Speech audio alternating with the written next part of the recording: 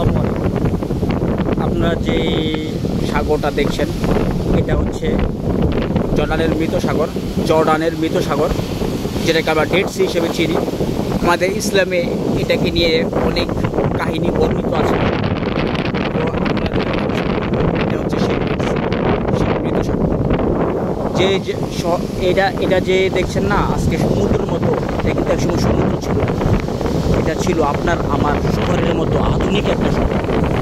এই শহরের মানুষ বিলাসিতায় নিমগ্ন ছিল এবং তারা পাপ করতে করতে পাপের এমন সর্বোচ্চ শৃঙ্গে তারা চলে যায় যে এখান থেকে ফিরে আসা খুব কঠিন হয়েছিল।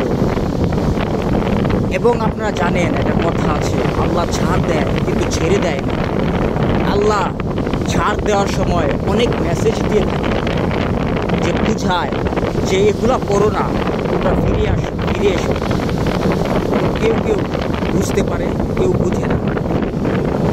এবং এই যে দেখছেন না আমার সামনে যে জলরাশি, সমুদ্র ঢেউ খেলছে, এটা কিন্তু এক সময় একটা দেশ ছিল, একটা শহর ছিল। যেই শহরের মানুষ এক সময় ভয়ানক একটা পাপ করত। সেই পাপের নাম হচ্ছে সমকামিতা।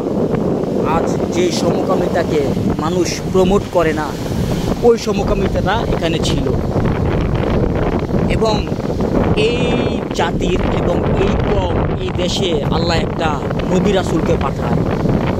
সে হচ্ছে আমাদের পূর্বপুরুষদের নবী হযরত লূত আলাইহিস সালাম। সে যখন এই নগরীতে আসে, এই নগরীর মানুষকে বোঝানোর চেষ্টা করে যে তোমরা ফিরে আসো আল্লাহর কাছে ফিরে এসো এবং তোমাদের পাপের জন্য তওবা করো। তোমরা এই পাপটা করো না, এটা খুব ভয়াবহ এবং খারাপ। এবং এই পাপটা যারা করত, সেই নবী লূত আলাইহিস সালাম বলতো, আমার একটা মেয়ে আছে, তোমরা আমার মেয়েকে বিয়ে করো। আমার মেয়ে আছে, মেয়েকে তোমরা বিয়ে করো, করে তোমরা যা ইচ্ছা তাই করো। তখন ওই নগরীর মানুষ বলতো কি জানেন, যে হে লূত, কোনো সম্মান দিত না। হে লূত, তুমি কি জানো না মেয়েদের প্রতি আমাদের কোনো আকৃষ্ট নেই? বুঝেন, নাউজুবিল্লাহ, তারা কত বড় কথা বলবে এবং সীমা লঙ্ঘন করবে। আল্লাহ সীমা লঙ্ঘনকারীদের পছন্দ করে না। তো আল্লাহ একদিন তাদের এই পাপ এবং এই অমানবিকতা আল্লাহ পছন্দ করল না। এবং আল্লাহ একদিন সত্যি আযাবের হুঙ্কার দিয়ে বলে, লূত তুমি চলে যাও নিরাপদ কোন স্থানে, এখন এই জায়গায় আযাব আসবে। যেই বলা সেই কাজ।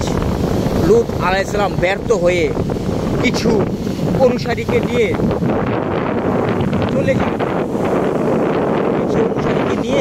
যায় এবং এই নগরীটাকে আল্লাহ আযাব দিয়ে ধ্বংস করে দেয়। আজকে এই নগরীটা পানি দেখছেন না, পানিতে পরিপূর্ণ হয়ে গেছে। তো এটা হচ্ছে সেই মৃত সাগর, যেখানে আজও সেই সময় থেকে আজ পর্যন্ত কোনো প্রাণী, কোনো মাছ এখানে বেঁচে থাকতে পারে না। কারণ এখানের লবণের পরিমাণ এতই বেশি, যার কারণে মাছ মরে যায়। কোনো জীব, কোনো প্রাণী এখানে বাঁচা অসম্ভব, কারণ এই লবণের পরিমাণ এতটাই বেশি। পৃথিবীর সমস্ত সমুদ্রে যত লবণের পরিমাণ আছে পানিতে, এখানে তার চেয়ে বহু দ্বিগুণের বেশি লবণ, প্রায় 30% এরকম কিছু একটা এখানে লবণের পরিমাণ। অন্যান্য সমুদ্র আপনি দেখবেন 5%, 7% কিছু একটা হয়ে থাকে, কিন্তু এখানে লবণ এতটাই বেশি যে প্রায় শতকরা 25 থেকে 30% তারও বেশি হয়ে থাকে। তো আসসালামু আলাইকুম, সবাই ভালো থাকবেন এবং আল্লাহ সুস্থ থাকবেন। আলহামদুলিল্লাহ।